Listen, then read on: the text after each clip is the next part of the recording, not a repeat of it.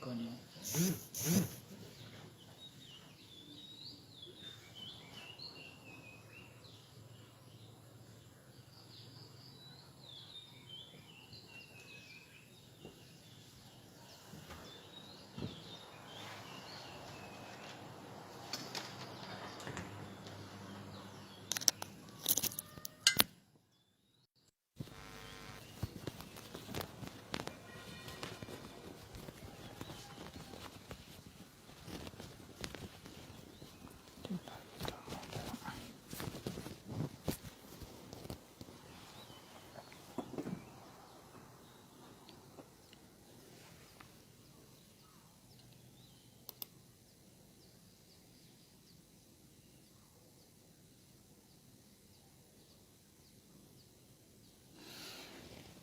A'udzu billahi minasyaitonir rajim. Bismillahirrahmanirrahim.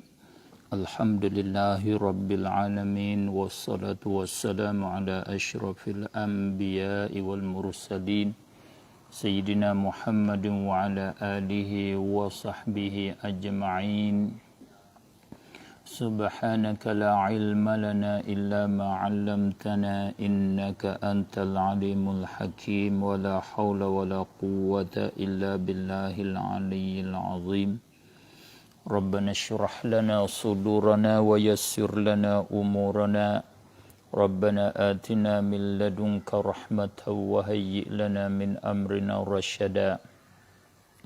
Allahumma aftah alaina hikmataka wanshur alaina rahmataka ya dzal jalali wal ikram. Allahumma akhrijna min dhulumatil wahmi wa akrimna binuril ilm waftah alaina abwaaba fadlik wanshur alaina min khazaini rahmatik birahmatika ya arhamar rahimin. Rabbi sahil wa yassir wa la tu'assir alayya ya muyassira kulli asir. Allahumma bika amsayna wa bika asbahna wa bika nahya wa bika namut wa alayka natawakkalu wa ilaykal masir. Amsayna wa amsal mulku lillah walhamdulillahi rabbil alamin. Alhamdulillah. Sama-sama kita syukur kepada Allah Subhanahu wa taala dengan mengucap alhamdulillahi hamdan katsiran tayyiban mubarakan fih, kerana Allah Subhanahu wa taala kasih dan sayang kepada kita. Dia beri kita boleh jumpa dengan bulan yang barakah, boleh kita berada di bulan yang mulia, iaitu bulan Ramadan al-Mubarak.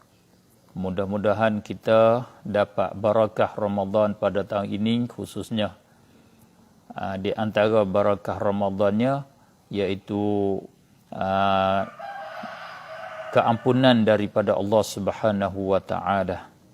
Sayyiduna Rasulullah sallallahu alaihi wasallam dia bercakap berhubung kait dengan Ramadan, keampunan dari Ramadan itu dari beberapa sudut. Dari sudut puasanya, seperti dia kata man shama ramadhana imanan wa ihtisaba ghufira lahu ma taqaddama min dhanbihi atau kama qala. Sakut paut dengan puasa Ramadan dapat keampunan. Dan juga dari sudut qiyamul lail, semaya tarawih dan upamanya, man qama ramadhana imanan wa ihtisaba ghufira lahu ma taqaddama min dhanbihi. Dari sudut qiyam Lailatul Qadar, berbagai-bagai sudut, banyak punca-punca ataupun sebab-sebab bagi dapat keampunan daripada Allah Subhanahu wa taala. Oleh kerana demikianlah Rasulullah sallallahu alaihi wasallam bersabda yang bermaksudnya rugi, binasa, jereban tanah mereka yang sempat dengan Ramadan, maka dia tidak diampun baginya. Rugi dan kecewa mereka yang sempat dengan dua ibu bapa dia tidak dapat masuk syurga. Rugi dan kecewa mereka yang disebut nama Rasulullah sallallahu alaihi wasallam di sisinya, dia tidak berselawat kepada Rasulullah sallallahu alaihi wasallam. 3 amin yang diucap oleh Rasulullah di atas doa Sayyidina Jibril alaihi salam. Jibril doa, orang dia Ramadan tak dapat ke apa ni, orang ni rugi dan kecewa. Orang dia 2 ibu bapa dia tak boleh masuk syurga, orang sebut nama Nabi dia tidak selawat. Nabi kata amin, amin, amin. Oleh itu kita harap bahawasanya Ramadan yang kita dapat tahun ni, Ramadan yang kita dapat barakah daripadanya. Di antara barakah Ramadan kita dapat keampunan yang tinggi daripada Allah Subhanahu wa taala. Alhamdulillah. Syukur kepada Allah. Allah memanjangkan umur kita, melanjutkan usia kita, boleh kita berada di bulan Ramadan. Alhamdulillah. Maka bagi saya nampak masa kosong sikit sebelum daripada berbuka puasa ni. Saya rasa nak isi sikit sebanyak perkara yang sakut paut dengan Ramadan. Mudah-mudahan dapat mespenuhkan lagi puasa Ramadan kita. Nak isi dengan hubung kait dengan Ramadan lah, di bulan Ramadan, ataupun lain-lain hal sikit sebanyak yang patut kita isikan. InsyaAllah saya akan ambil masa lebih kurang 40 minit, lebih kurang mulai dari pukul 5.30 kita lah, pukul 6.30 Malaysia, pukul 5.30 lebih kurang, kalau lewat pun pukul 5.35 lebih kurang, akan sudah dalam masa tempoh 40 minit, pukul 6 10 minit lebih kurang, pukul 6 10 paling lewat pukul 6 15. Masa lebih lagi 15 minit untuk kita siap untuk berbuka puasa. Tapi kita tidak ada masalah, tidak ada problem, kerana kita dunia sekarang lah ni maju, kita bila-bila tunggu tempat buka puasa pun boleh kita terus menonton Facebook, menonton media ni boleh. Mudah-mudahan media kita ni ada berfaedah bagi kita dan menambahkan ilmu yang bermanfaat kepada kita. Di hari ini saya ingin sebut apa yang disebut oleh Imam Ghazali rahimahullahu taala di dalam kitab dia Al-Wasit fil Madhab. Imam Ghazali rahimahullahu taala di dalam kitab Al-Wasit dia buat satu tajuk, dia itu Al-Qawlu fis Sunani. Tajuknya hubung kait dengan sunat-sunat yang berkaitan, yang berhubung dengan puasa. Dia kata wahiya thamaniyah, dan iaitu 8. Ada 8 sunat yang Imam Ghazali sebut di dalam kitab Al-Wasit dia, hubung kait dengan puasa. Selain daripada kita mensempurnakan puasa kita dengan mencukupi rukun-rukun dia dan syarat-syarat dia, tak dapat tidak kita kena mencukupi dengan kerja yang sunat. Yang sunat bersangkut paut dengan puasa, kadang-kadangnya perkara tu wajib. Perkara tu wajib di atas kita. Tapi hubung kait dengan puasa dia sunat. Kadang perkara tu perkara yang harus, hubung kait dengan puasa jadi sunat.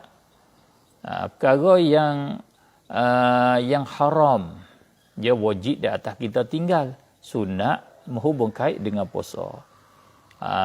Oleh itu bila kata sunat hunat bersangkut paut dengan puasa, bukan perkara ni perkara bila sunat semata-mata ada. Kadang perkara tu wajib, kadang perkara tu makruh. Oleh itulah sunat bersangkut paut dengan puasa adalah perkara yang menyempurnakan puasa kita. Bahkan perkara tu yang menjadikan puasa kita itu puasa yang dikehendaki oleh Allah, puasa yang dapat janji yang dijanji oleh Allah, yang dijanji oleh Rasulullah sallallahu alaihi wasallam. Puasa yang membuat kita dapat keampunan daripada Allah, puasa yang termasuk di dalam kata Allah kata wa ana ajzi bih. Puasa yang termasuk di dalam kata ghufira lahu ma taqaddama min dzambih. Puasa yang terkeluar daripada kata rubba shaim atau kam min shaim, banyak orang yang puasa laisa min siyamihi, tidak dapat sedikit pun daripada puasa dia illal ju' wal 'atash, melainkan dia dapat lapar dan dahaga. Kita terbit pada waktu. Kerana puasa kita ni tak dapat tak peri, tak dapat lapar dan dahaga saja. Kita dapat ganjaran daripada Allah Subhanahu wa taala. Itulah harapan kitanya. Oleh itu apa sikit sebanyak pengisian yang kita nak isi ni jadi pengisian yang menyempurnakan Ramadan kita insya-Allah taala. Imam Al-Ghazali rahimahullahu taala sebut di sana, dia kata 8 perkara yang sunat berhubung kait dengan puasa. Al-awwal, yang pertama, ta'jilul fitri ba'da tayaqqunil ghurubi bitamrin aw ma'in mustahabbun. Yang pertama, Imam Al-Ghazali rahimahullahu ta'ala wa nafa'ana bih, dia kata ta'jilul fitri, mensegerakan berbuka puasa,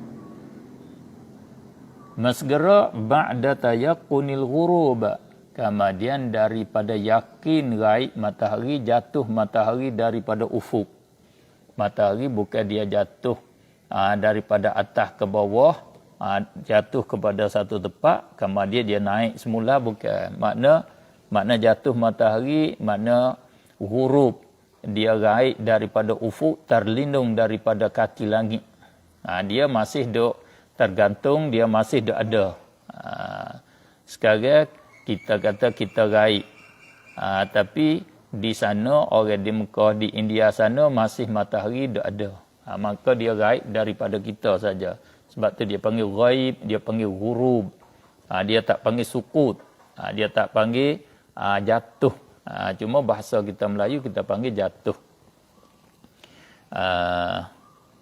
Imam Ghazali kata sunat kita segera berbuka puasa, bersegera membuka puasa, kemudian daripada yakin jatuh matahari, gaib matahari, berbuka bitamrin dengan tama, au ma'in atau dengan air, mustahabun yang dibilang kasih, yakni yang disunat, yang ditututi di dalam agama. Di dalam agama suruh. Bila benda yang disuruh dalam agama, perkara tu dipanggil sunat pada istilah, yakni boleh pahala. Berbuka puasa itu satu perkara yang yang ditutup di dalam agama. Tak boleh kita nak sambung puasa kita terus, sambung puasa dengan tak buka-buka, dengan niat puasa terus siang malam dengan tidak buka, itu salah, berdosa kita. Kena buka. Buka itu disuruh di dalam agama. Dan bersegera dia pula sunat pula, boleh pahala. Tetapi Imam Ghazali jaga ba'da tayaqqunil ghurub, kemudian daripada yakin gaib matahari. Jangan nak bercepat siapa kepada tak asyak, tak yakin jatuh matahari, dak rasa-rasa jatuh, ataupun tahu kata tak jatuh lagi, ada lagi 2-3 minit, maka itu tak dipanggil segera berbuka. Nama dia membatalkan puasa tu. Batal puasa, nak ikut sunnah kena faham. Segera buka puasa, yang Rasulullah kata la yazalun nas bi khair, sentiasa manusia berada di dalam kebaikan, ma'ajjalul fitra, selama mereka itu, manusia itu mensegerakan berbuka puasa. Kita berada di dalam kebaikan khair, tak ada jahat, tak kena bala, tak kena tindah diseteru. Maknanya, selama mana kita beramal dengan sunnah Rasulullah, satu pada sunnah Rasulullah sallallahu alaihi wasallam, iaitu kita mensegerakan berbuka puasa. Tetapi syaratnya kena yakin jatuh matahari. Kena cerak dulu. Satu. Maknanya di hari ini marilah kita sama-sama tunaikan satu perintah Rasulullah sallallahu alaihi wasallam. Satu sunnah Rasulullah dia mengarahkan kita supaya kita cepat berbuka puasa. Tetapi kalau kita tengok di dalam tarikh, di dalam sejarah, di dalam hadis, kita dapati ada di sana sahabat Rasulullah sallallahu alaihi wasallam, sebahagian daripada sahabat ada dia mensegerakan berbuka puasa. Satu orang daripada sahabat, setengah daripada sahabat, dia mentakhirkan berbuka puasa. Dari sini jadi satu apa dia panggil, satu perkara yang bahaya untuk kita nak faham agama. Masya Allah. Ni perkara yang jadi melemahkan kita daripada kita nak kembali kepada Al-Quran, Al-Hadis, nak kembali kepada salaf dengan semata-mata dengan cara kita. Saya mengaku bahawa diri saya lemah, dhaif di dalam nak kembali kepada sumber asli agama. Tak dapat tidak, saya kena taklid, kena ikut orang-orang yang pandai yang dibilang kata imam. Ikut Imam Asy-Syafi'i, ikut Imam Al-Ghazali, ikut Imam An-Nawawi, ikut Imam Ibn Hajar Asqalani, Ibn Hajar Al-Haytami, Imam Ramli, Imam Syekhul Islam Zakaria Al-Ansari, Imam As-Suyuti. Kena ikut a'immah ni lah. Kerana mereka lauk di dalam agama, mereka ulama yang boleh kembali kepada sumber yang sebenar. Kita ni tak kuasa kerana ingatan kita lemah, pahaman kita jauh. Cuba kita tengok. Kalau kita tengok kepada arahan ataupun irsyad tunjuk Rasulullah, hidayah Rasulullah satu saja cara dia hidayah, dia tunjuk, suruh kita bersegera berbuka puasa. Memang sahabat Rasulullah sallallahu alaihi wasallam, mereka sahabat-sahabat yang selalu bersama Rasulullah, dia faham betul-betul tajuk ni. Tetapi di dalam keadaan demikian, sebahagian daripada sahabat dia mensegerakan berbuka puasa, iaitu Sayyiduna Abdullah ibnu Mas'ud. Dan sebahagian seorang daripada sahabat Rasulullah sallallahu alaihi wasallam, dia mentakhirkan berbuka puasa, iaitu Abu Musa Al-Asy'ari. Hadis yang sahih, hadis yang meriwayatkan dia oleh Imam Muslim. Maknanya kita boleh faham bahawasanya takhir berbuka puasa daripada awal waktu dia itu bukan perkara menyalahi dengan sunnah, dengan mana perkara itu dilarang, perkara itu makruh, lebih lagi perkara itu haram, lebih lagi kata perkara itu bid'ah. Bukan. Sebab tu Imam kita Syafi'i radhiyallahu ta'ala anhu sebut di dalam kitab dia sunat berbuka puasa, tidak makruh takhir berbuka puasa. Di situ pula kita boleh ambil kaedah, boleh faham kaedah bahawasanya bukan tiap-tiap yang lawan di bagi sunnah. Di bagi sunnah itu makruh ataupun haram, tak.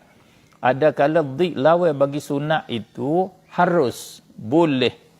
Selama mana kita tidak niat nak melawankan sunnah. Ni kira hak tidak aridi, kira hak asli, hak asal. Hak asalnya harus kita nak takhir berbuka puasa. kita mengawalkan dia, mesegerakan dia itu adalah perkara sunat, boleh pahala suku. Kalau kita tidak mesegera, tidak mengawalkan dia, rugi, tak boleh pahala. Begitu sahaja. Semacam kalau orang pergi buat haji, dia terbit pergi ke Arafah, pergi kepada Mina hari Tarwiyah, hari yang ke-8, hari yang ke-8 itulah. Kalau dia tak pergi, dia nanti pergi hari ke-8 ke Arafah boleh, tak ada apa, sunat saja. Rugi saja dia tak pergi tu. Tepat hak kita boleh untung, kita tak ambil untung. Rugi. Itulah kaedah ulama kita. Sebab tu ulama kita ni dia jauh, dia tengok sudah dengan secara meluas. Imam Syafi'i, cuba kita tengok. Kalau tak ada hadis-hadis yang seperti ni, boleh kita kata takhir buka puasa adalah bid'ah. Takhir berbuka puasa adalah makruh. Sebab berlawan dengan sunnah Rasulullah sallallahu alaihi wasallam. Tak. Bukan. Sebab sahabat yang mensegerakan buka puasa itu ditanggung di atas kata dia mengerjakan sunat. Sahabat Abu Musa yang mentakhirkan berbuka puasa itu ditanggung di atas dia nak tunjuk kata harus, boleh. Kalau dia tahu kata makruh atau dia tahu kata haram bid'ah, tentu dia tak kerja sama sekali. Maka perkara takhir, takjil, mengawalkan buka puasa, mentakhirkan buka puasa ni tidak sunyi di atas sahabat Rasulullah sallallahu alaihi wasallam yang seperti Abu Musa, yang seperti Ibnu Mas'ud ni. Mereka ni tak sunyi, mereka tentu kena tahu perkara ni. Walau bagaimanapun kita dua. Satu di dalam tajuk praktikan. Tajuk kita, cara kita nak beramal. Kita nak beramal, kita beramalah dengan kita mengawalkan berbuka puasa. Yang kedua tajuk kita, tajuk ilmiah, tajuk ilmu. Hukum hakam, hukum ni lagu mana, hukum ni lagu mana. Amal suku pula. Kadang kita kata sunat berbuka puasa awal, tapi aku tak si buka awal, aku nak takhir sikit. Itu praktik kita.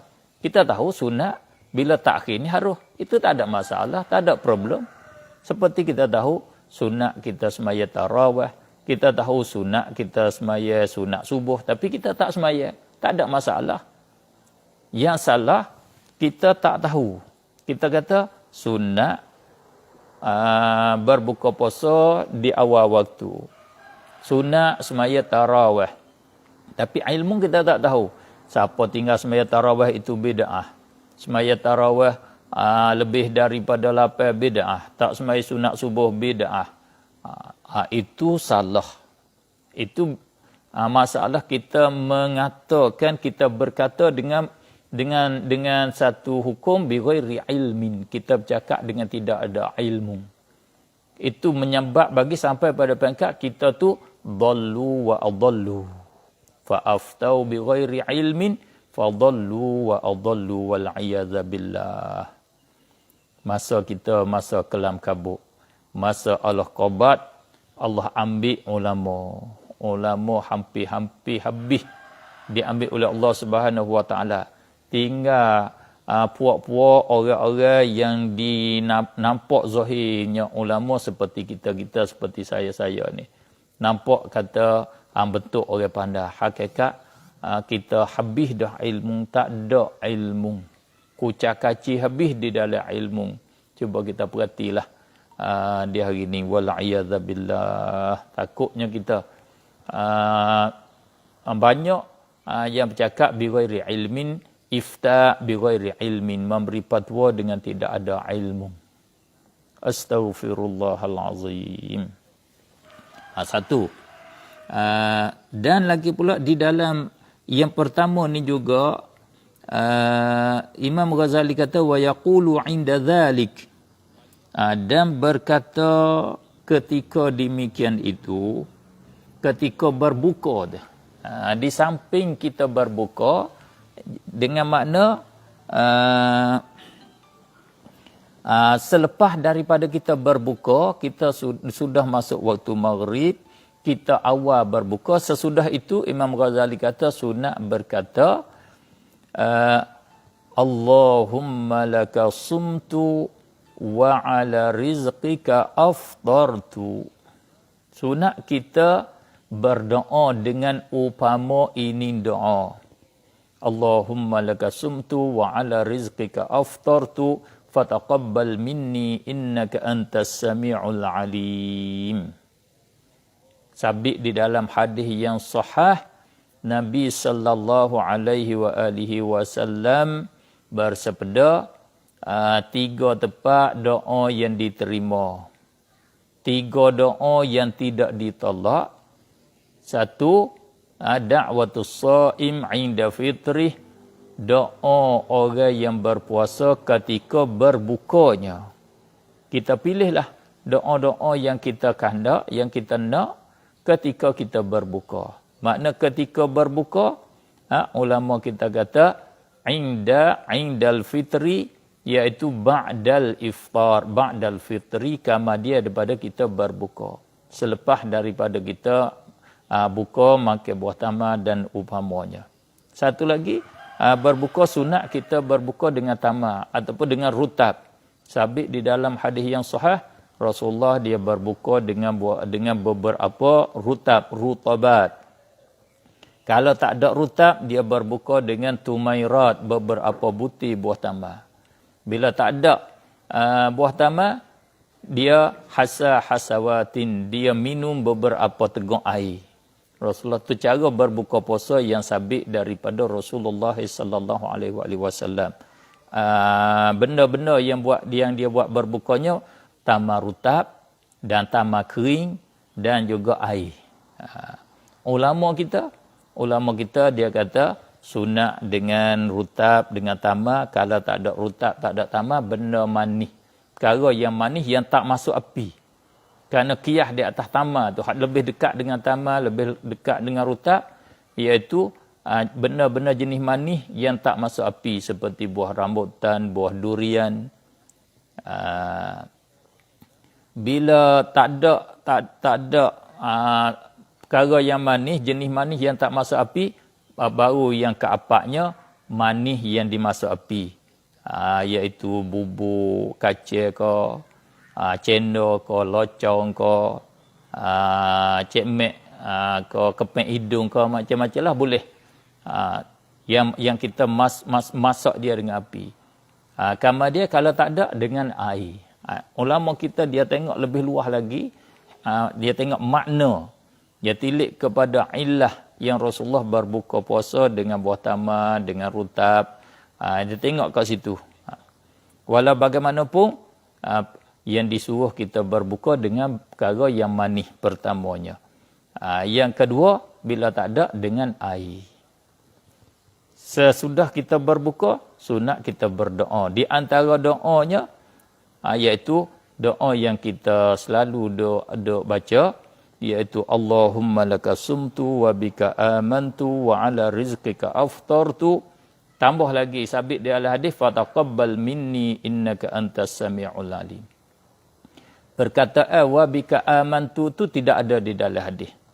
Perkataan wa bika amantu itu perkataan yang ditambah. Tidak salah, nama bid'ah hasanah. Kita tambah di dalam doa. Tambah doa lagi, tak ada masalah. Hak sabit di dalam hadis, Allahumma laka sumtu wa ala rizqika aftartu. Hadis ni sekalipun hadis yang status dia dhaif, tetapi sanad dia dhaif kerana mursal. Sanad dia hasan. Dan dia naik murtabak hasan, tak jadi dhaif. Kerana ada syahid. Ada hadis lain yang menyokong dia, ada hadis lain yang jadi saksi. InsyaAllah kita bincang esok hari ke status hadis ni. Kerana kita tengok di antara kita yang cakap bighairi ilmin, mengatakan hadis ni hadis yang dhaif semata-mata, mutlakan. Bila hadis dhaif, tak boleh beramal pula dah. Wal'iyadzabillah. Ini namanya al-qawlu bighairi ilmin. Dia panggil mutaqawwil, orang yang buat kata, reka-reka kata saja. Kata bighairi ilmin. Kalau kita tengok fatwa-fatwa ulama yang berilmu, a'imah tepat ikutan orang, kita tahulah sejauh mana hakikat ilmu yang sebenar. Sejauh manakah status kelah darajah hadis Allahumma laka sumtu wa ala rizqika aftartu hingga akhir. InsyaAllah pada petang esok kita akan sambung. Kita cuba bincang sikit hubung kait dengan hadis Allahumma laka sumtu wa ala rizqika aftartu. Kita wi hutan gitu, mudah-mudahan hak lekat hutan tu dia mari nak ambil hutan esok hari. Kita bagi hutan lah sikit insya-Allah taala.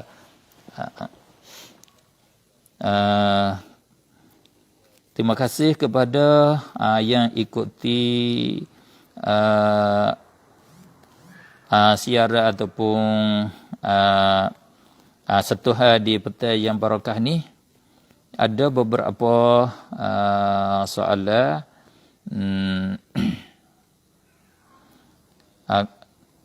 nampaknya soalan ni kita tengok boleh 2 minit je lah. Sekarang pukul ni 8 minit lebih kurang. Kita pukul ni 10, ni 15 tu kita akan selewat dia lah. Selewat-lewatnya. Ni soalan kita tengok. Dan saya jawab salah ke semua yang beri salah dalam Facebook ni. Waalaikumsalam warahmatullahi ta'ala wabarakatuh. Dan saya ucap terima kasih banyak-banyak yang ikuti. Sama-sama doa dan tolong doa sebut nama saya di dalam doa selepas di celah-celah sembahyang tarawih dan di waktu munajat, waktu tahajud. Mudah-mudahan masuk di dalam doa zahril ghaib, minta Allah ampun dan minta Allah angkat darajat kita semua di sisi Allah Subhanahu wa taala. Soalan ada binku ni siapa wallahu alam. Dia tanya perempuan yang tak boleh puasa dengan sebab datang haid, maka adakah kena imsak? Wajib imsak ke orang betina yang mari haid dia tak wajib puasa, haram dia puasa, tak wajib imsak. Boleh dia makan, boleh dia minum seperti orang tak puasa. Kerana dia tak puasa, boleh. Ini nas di dalam kitab fiqh kita. Bukan fikir dengan kaedah kata orang tak puasa tu boleh makan. Tak. Orang tak puasa dengan sebab haram wajib dia imsak. Seperti dia terlupa niat. Bila seorang terlupa niat, wajib dia imsak. Walau puasa dia tak sah. Orang ini ada ruksah dah. Dia diberi kelonggaran, diberi kemudahan supaya dia tak puasa. Bila tak puasa, harus bagi dia makan dan minum dan perkara-perkara yang wajib di atas orang puasa. Wallahu a'lam.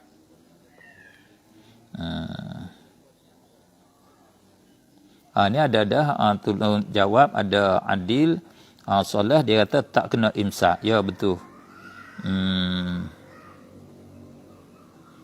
Yunus Al-Fakir, Assalamualaikum warahmatullahi Tuan Guru Baba. Waalaikumsalam Tuan Guru Baba Ghazali hafizahullah wa iyyak. Minta Allah jaga kita belaka.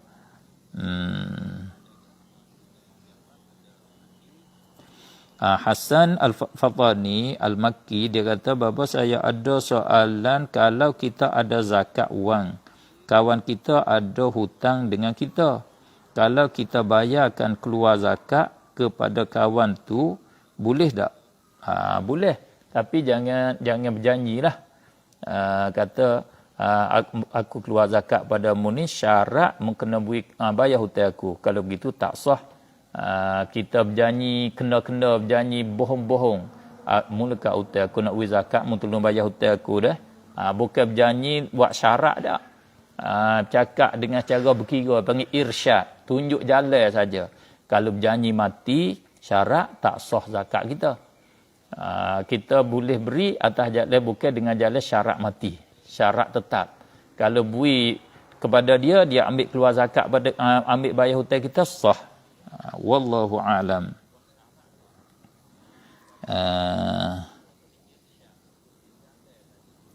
Hak Bangkok pada ikuti kita, terima kasih. Dia kata suara clear. Tuan Guru, ya terima kasih, alhamdulillah.